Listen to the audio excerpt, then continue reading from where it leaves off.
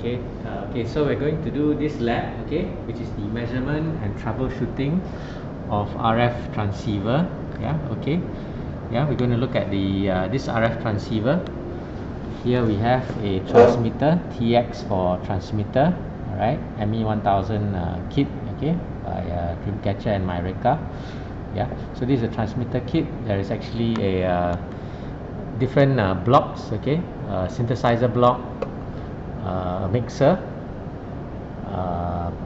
bandpass filter, a power amplifier, and another bandpass filter. Okay, and there's actually this mixer actually has a IF input, LO input from here, and then a RF out. Okay, so there's also a receiver block. Okay, a receiver kit. This is RX for receiver. So here is actually a receiver side, same thing except in receiver. And we're going to actually look at how this behaves. Okay, the process of up conversion and so on. Okay, let's go into our lab. So in this lab, okay, we will be looking at this block diagram. Okay, the first part, the transmitter unit. You can see there, synthesizer, mixer, bandpass filter, power amplifier, another bandpass filter, and antenna. We're going to look in and understand how do these work together to operate as a transmitter. Okay, firstly we will actually look at the connect. So we connect up the transmitter unit, okay, with a USB cable, control from the PC via the USB, and we're going to, this is actually the control panel software, and let's connect to the trainer. Okay, and I can actually turn the synthesizer on. Alright, and this actually allows to control the frequency here, up and down. So first we'll at 818 megahertz. Okay, alright, so let's go and have a look at the, so that's actually this synthesizer, and by turning on, you have the LED turning on there. Okay, 818, and we actually connect via an RF cable to the spectrum analyzer. Okay, and let's have a look at the input to the spectrum analyzer. You can see the 818 megahertz minus 4 dBm power. Okay, and if I were to disconnect, let me disconnect. When I disconnect, you see that there is no input signal at all, to the SA, and the noise floor is about minus 60 something dBm. Okay, so I'll connect it back.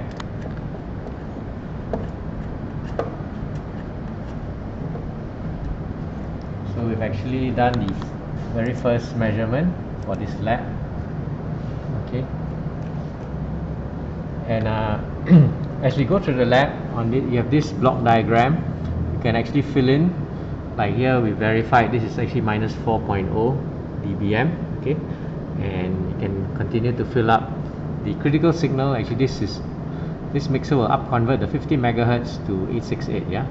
By, you notice this is actually the sum of these two will give you that frequency. Okay, so let's the power level was minus 4.0 dBm. Okay, now the next one, let's check the mixer. Okay, so we have to turn on, we have to connect. The next part, we actually have to pump in a 50 megahertz IF frequency and minus 15 dBm power into this port from a signal generator, and we have to connect this loop here. So the 818 needs to connect to the LO of the mixer. So this is the LO of the mixer, this is the IF of the mixer, and this is the RF, which will monitor the output using the spectrum analyzer. And notice that there is a 10 megahertz reference clock, that we need to connect the signal generator to the spectrum analyzer that's behind the instrument. Okay, I'm not sure we can do this. Let's try that.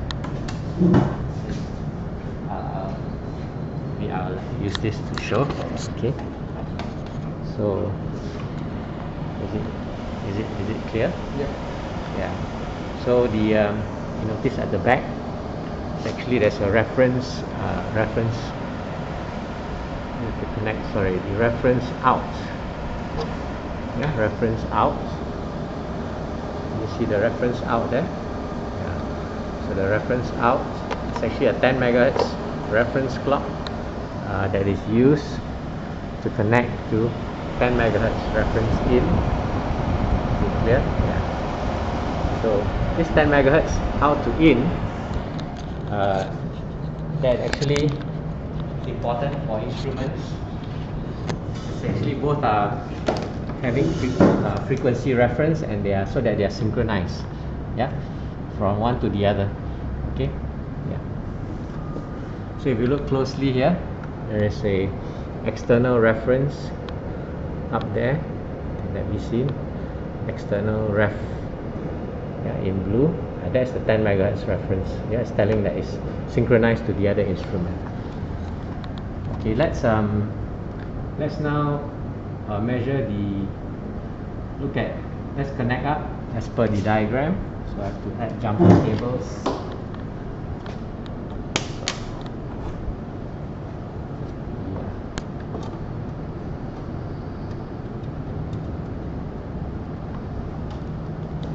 So we've actually turned on the signal generator, and you can see there's a 50 megahertz minus 15 dBm.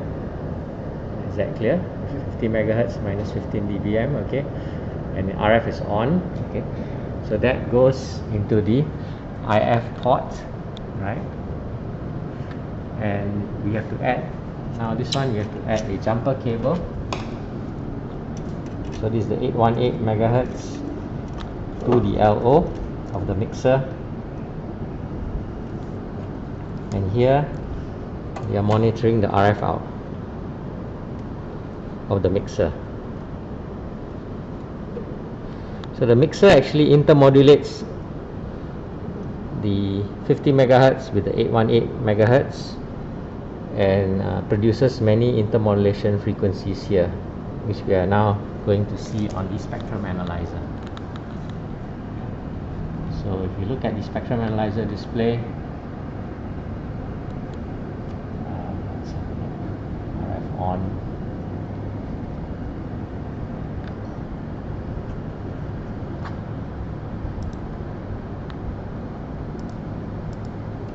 Okay, let's have a look at the frequency.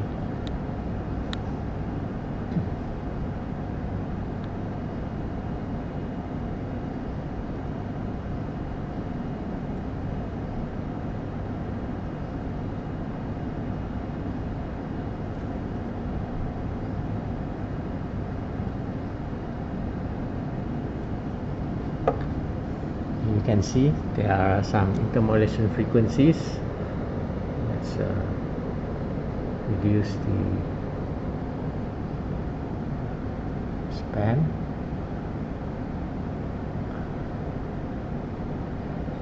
And bandwidth.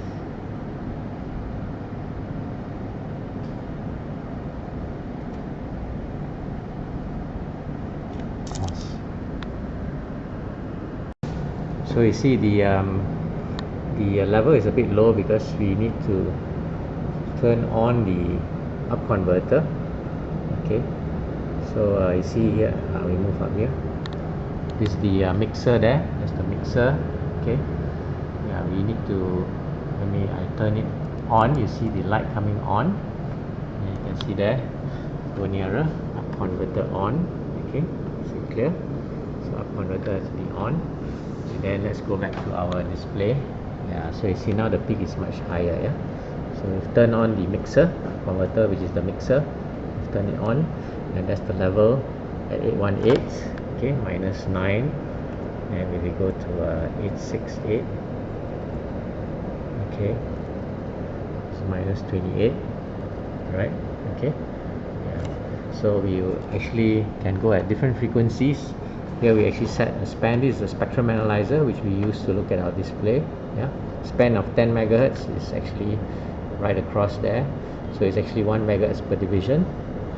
Okay, and then there's a reference level there, 0 dBm at the top, and 10 dB per division. Yeah, so 0, minus 10, minus 20, minus 30, and so on. Okay, that's how you read the spectrum analyzer display, and it's at the setting of resolution bandwidth and video bandwidth settings. Okay, so by recording all this, we can actually fill up our table, okay, which I'll do for you. Yeah, okay, so let's just pause here.